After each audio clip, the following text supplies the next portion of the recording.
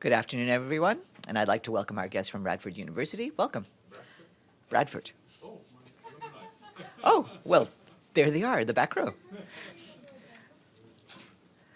All right, let's get started. The Secretary General had breakfast in Auckland, New Zealand this morning with Māori and Pasifika young climate activists. After the breakfast, which was hosted by the Minister for Climate Change, James Shaw, the Secretary General and Mr. Shaw spoke to the press. And the Secretary General stressed that to limit global temperature rise to 1.5 degrees, more ambitious political will is needed. He emphasized that countries need to shift taxes from salaries to carbon. We must tax pollution, not people, he said. He also stressed the need to stop subsidies to fossil fuels, adding that taxpayers' money should not be used to boost hurricanes, to spread drought and heat waves, to bleach corals, or to melt glaciers. And he called for halting the construction of new coal plants by 2020. We want a green economy, not a gray economy, in the world, he said. The statement and the Secretary General's remarks have been sent to you. Today, the Secretary General also participated in a roundtable with Pacific community organizations and international NGOs, where he heard their concerns about climate change, and he talked to students at the Auckland University of Technology and answered their questions. The Secretary General focused his talk on the need to take climate action and to ensure that new technologies are a force for good that do not put mankind in danger. In the afternoon, the Secretary General visited the Mangere Refugee Resettlement Center. All refugees resettled in New Zealand spend the first 6 weeks at the center, where they receive mental health, English language, and cultural orientation programs. The Secretary General had the chance to see the renovated facilities and to speak to the families there coming from all parts of the world, including Syria, Colombia, Myanmar, and Eritrea. The Secretary General heard from families who have escaped very difficult circumstances and now have hope to establish a new home in New Zealand. On Sunday, he was welcomed by Prime Minister Jacinda Ardern. In remarks to the press, the Secretary General said that his visit was one of solidarity and gratitude. Solidarity with the victims of Christchurch, their families, and the people of New Zealand, and gratitude for the country's leadership on climate change. He praised the Prime Minister's efforts to curb violent extremism on social media and her visionary leadership on the global climate emergency, which he called a model of urgent climate action for all countries to follow. Lieutenant General Michael Lawlessgaard, the chair of the Redeployment Coordination Committee in Yemen, said yesterday that the first day of the redeployment of Ansar Allah forces from the 3 ports of Hodeidah, Salif, and Ras Isa went in accordance with established plans on Saturday. All 3 ports were monitored simultaneously by United Nations teams as the military forces left the ports and the Coast Guard took over responsibility for security. In the following days, activities are expected to focus on removal of military manifestations and demining. The formal verification by the United Nations of this first redeployment will take place at the 3 ports on Tuesday. General Lawlessgaard stresses that this initial step is to be seen as the first part of the agreed concept for Phase 1 of the broader redeployments in Hodeidah, in accordance with the Stockholm Agreement. The government of Yemen has expressed commitment to deliver their part of Phase 1 when requested to do so by the United Nations. Consultations with the parties on commencement of these next steps are ongoing. On Friday, General Lawlessgaard said that the redeployment is the first practical step on the ground since the conclusion of the Hodeidah Agreement, but stressed that it must be followed by the committed, transparent, and sustained actions of the parties to fully deliver on their obligations. We're alarmed by the ongoing reports of violence and hostilities in northwestern Syria, resulting in at least 100 civilians dead or injured and more than 180,000 displaced since the end of April. Reports indicate that large numbers of people are seeking refuge in the open, facing dire conditions. Since the 28th of April, a total of 18 health facilities have reportedly been struck, including 11 in Hama Governorate, 6 in Idlib, and 1 in Aleppo Governorate. At least 4 health workers have been killed. As of today, these facilities, collectively serving a minimum of 193,000 women, children, and men, remain out of service. At least 17 schools and 3 internally displaced settlements have reportedly been affected as well.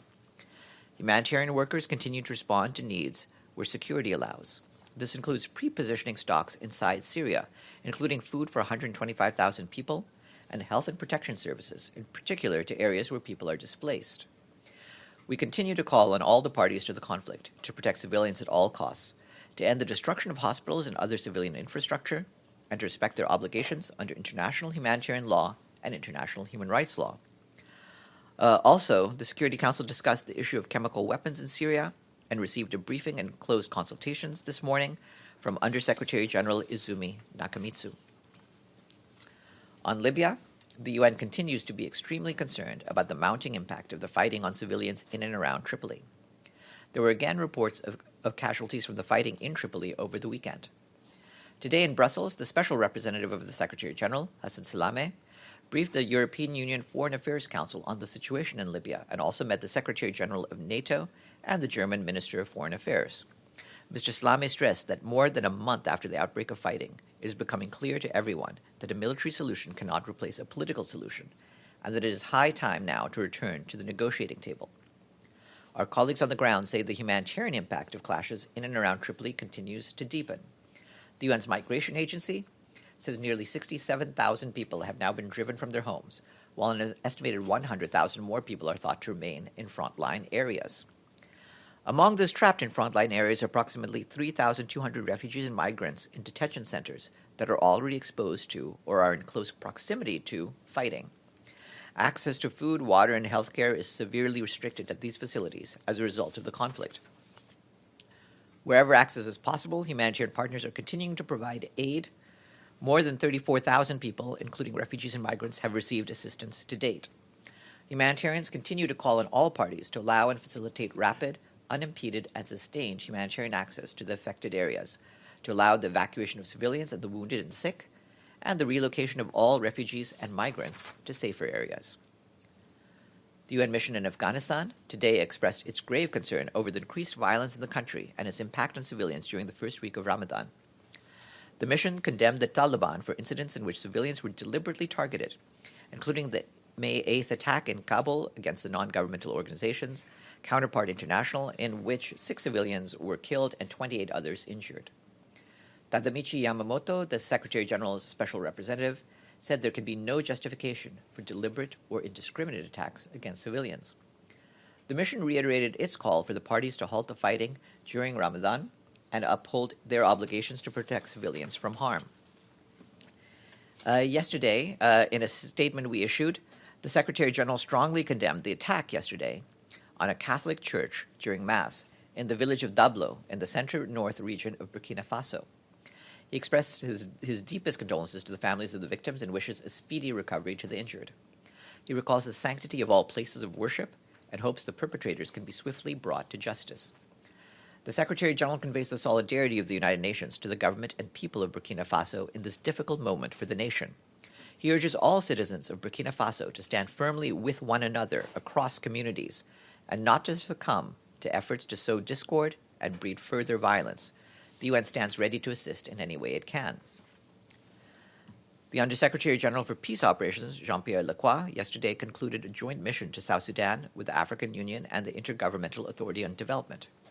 The visit was designed to demonstrate the 3 organizations' collective support for the full implementation of the peace agreement signed last September, following a decision by parties to delay the formation of a transitional government for 6 months. The delegation met twice with South Sudan's President Salva Kiir and held discussions with the National Pre-Transitional Committee, which is tasked with overseeing the implementation of the agreement. They also met with women's groups and committed to helping them realize 35% representation of women in the new government. While the delegation acknowledged the need for a 6-month delay to resolve key issues, including the formation of a unified armed force and new states, it stated very clearly that this extension of time should be the last one.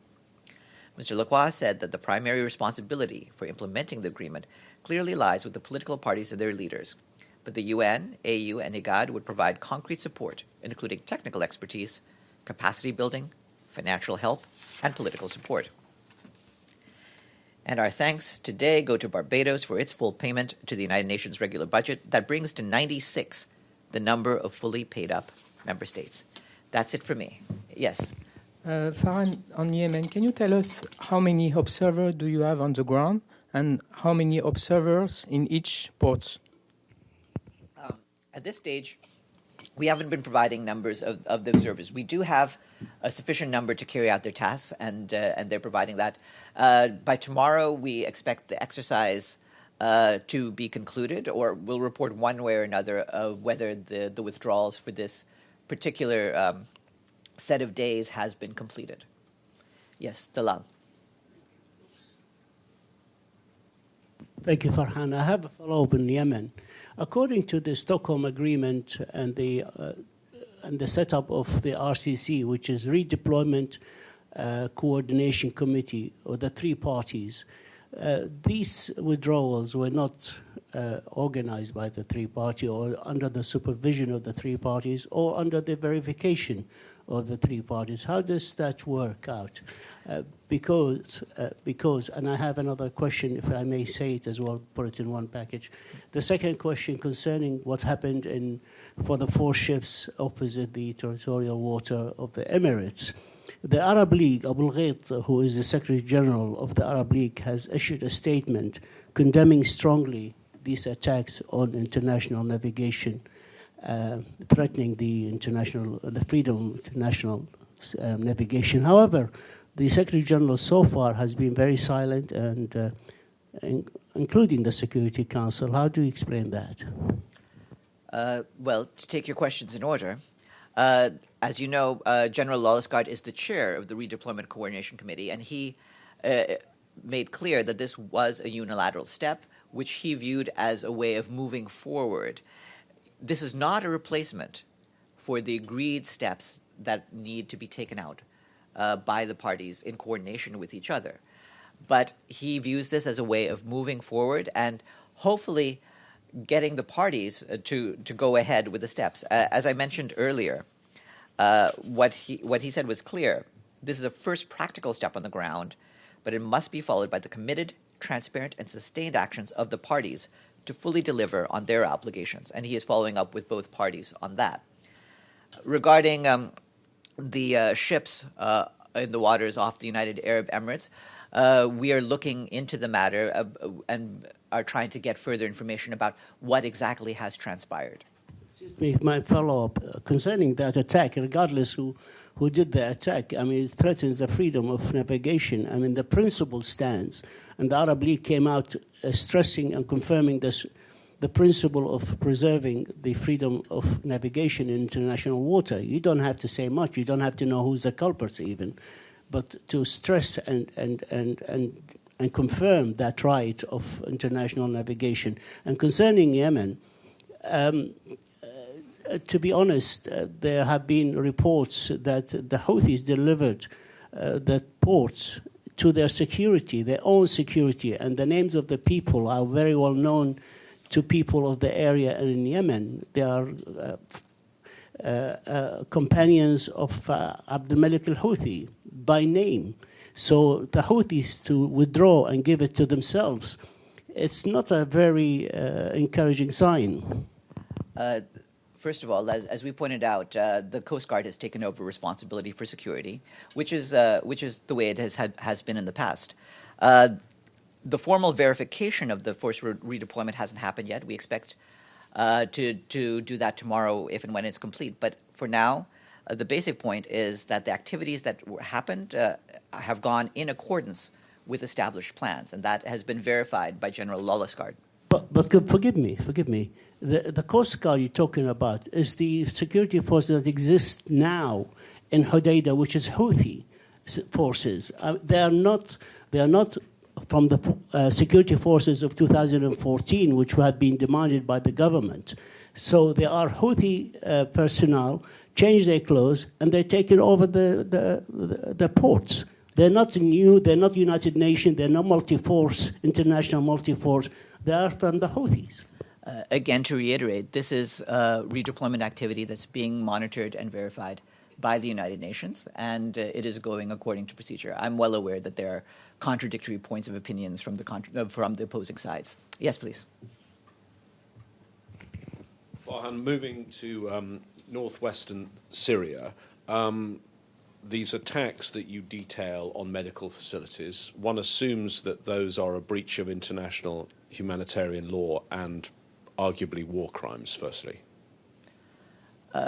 That would be up to judicial or penal body to determine. But yes, obviously, we're saying that these are violations of international humanitarian law. And who carried them out? You've said that we've known about these for some days now. You've said in your statement that the UN continues humanitarian operations in parts of that area, so clearly yourselves and your partners have people on the ground that you're in touch with. You have, for many years, an extensive network of humanitarian organisations that cooperate with OCHA.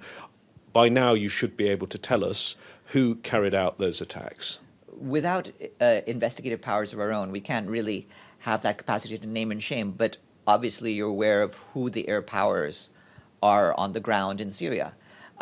Just a few days ago, you had the members of the Commission of Inquiry on Syria, and they talked to you very clearly about what their findings are about in terms of who could be responsible. And we know, Farhan, that who could be responsible is either the Syrian government's air force or the Russian air force. Given one of those is a permanent member of the UN Security Council and Russia has considerable influence over the Syrian government, what is the Secretary-General's message to Russia about what's going on in Idlib? Our message is, as I've pointed out, the need for such attacks to stop, the need for civilian facilities, including particularly hospitals and medical facilities, to be respected, and ultimately the need for all parties to abide by international humanitarian and human rights law. Edie? Thank you, Farhan. Following up on Talal, could you please check whether the Secretary General is concerned about the freedom of navigation in the Straits of Hormuz off the UAE and elsewhere?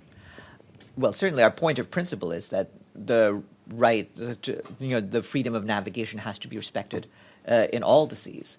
That's in accordance with the basic laws governing the high seas. What particularly happened in this case is something we would need more details on before commenting. Joe? Yeah, but again, following up on that, it's fair to say there was an attack. It's been several hours now. It is not necessarily fair to say that until we have more details. No, come on. It's been widely reported that there was an attack. Several hours have passed. Why no statement, at least affirming the principle of freedom of navigation and deploring an attack from whatever source? The issue is attribution. It's not whether an attack took place. We're not going to respond to the media reports until we have more facts to back them up. Regarding the point of freedom of navigation, you're absolutely right. That needs to be respected everywhere, including in this case. Yes, please, Evelyn. Farhan, with all due respect... No, I'm sorry. I'm sorry. I called on Evelyn. Excuse me. You've had a question already. Yes. Do you want No, you first. Thank you, Farhan. The humanitarian supplies in Syria, is there access? And if so, who gives the access or who prevents it? Same thing in Libya. How are they delivering it?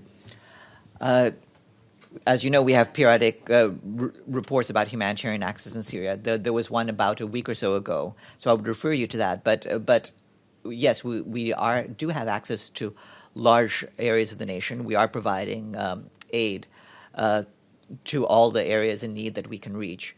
In terms of who has been blocking access here or there, again, I'd refer you to the monthly reports. Yes, Errol, and then what? Yes. These are the monthly reports that are provided to the Security Council by the Office for the Coordination of Humanitarian Affairs. I'm also in that pipeline of law of the sea, but not in my part of the world, rather in the Hormuz. Indeed, what does the Secretary General intends to do if these tensions, although the diplomacy is going on very heavy, I would say, continues with all these attacks or, God forbid, something more? What is his plan? First of all, does he really concern about the peace process but rather efforts that was started in Yemen are going to collapse because of all of that? We're moving ahead with the peace process in Yemen. I just pointed out the progress made in recent days. The Security Council will hear from Martin Griffiths about Yemen on Wednesday, and you can hear from him what progress we have about that. Regarding the situation in the region, obviously we want all parties to avoid any steps that escalate tensions in the region. Yes. Thank you, Farhan. I have a problem with you calling statements by the the United Arab Emirates government describing what happened and condemnations from Kuwait, from the Arab League, as media reports. These are official bodies. The Arab League is an official body. As you know, it's a regional organization representing all Arab countries. You can't call these and dismiss them as media reports. No, it's not. There are reports from governments. We're trying to get all the facts. And I think you need to give us the time to get facts before we respond. Yes, please. Yes, recently the UN named the new SDGs advocates, and among them there's a guy, Alibaba's executive chairman, Jack Ma, from China, and he was named the first time at 2016. So can you give me a little bit comment about his work during the past 3 years, and what do you expect from him for the future? Well, he has been part of the group of SDG advocates, and basically we announced 6 new members, but a lot of people have been returning to our list of advocates on behalf of the Sustainable Development Goals. I can put you in touch with that office in case you need to get further information about the work of specific SDG advocates. Yes, Joe. Yeah, Farhan, I'm sorry to return to your favorite subject today, but what is the process that the UN is going to undertake to do its own independent fact-gathering? You have the media reports, you have the regional Arab League affirmation that this happened, other governments saying that it happened that are in the vicinity. Is the UN sending its own observers? I don't understand what fact-gathering the UN itself is going to do that hasn't already been done. Again, we're not talking about attribution. We're talking about the event itself. As much as I appreciate the efforts by the journalists to create a narrative, the narrative we have is prepared by our own staff. That is to say, people working for the Department of Political and Peace-Building Affairs, people working in the region, and they will gather the information and we will respond accordingly. But from what sources and based on what? I think it's not a narrative, it's just these are professional inquiry. staff who have their own way of gathering information, and I will wait for them. Are they on site? And I will wait for them to come up with that. Okay. Yes, Evelyn.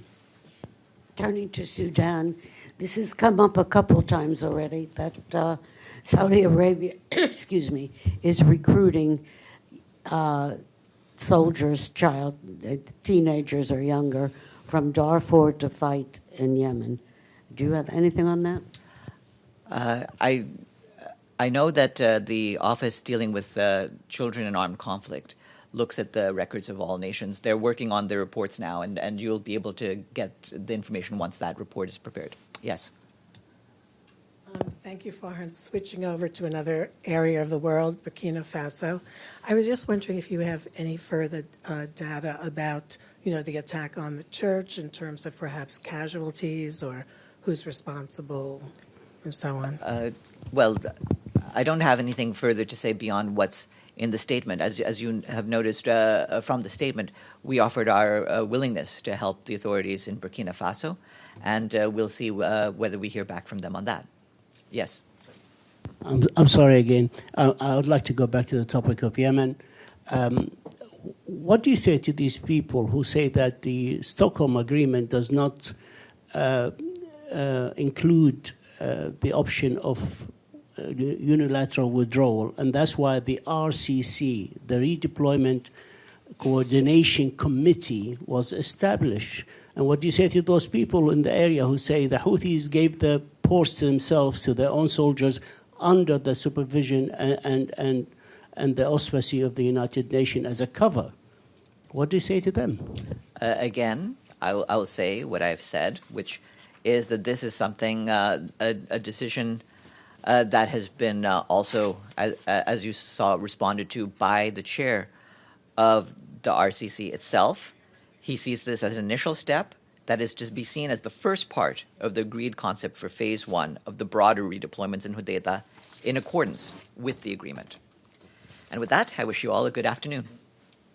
Thanks. Oh, sorry, I got to go to the students now.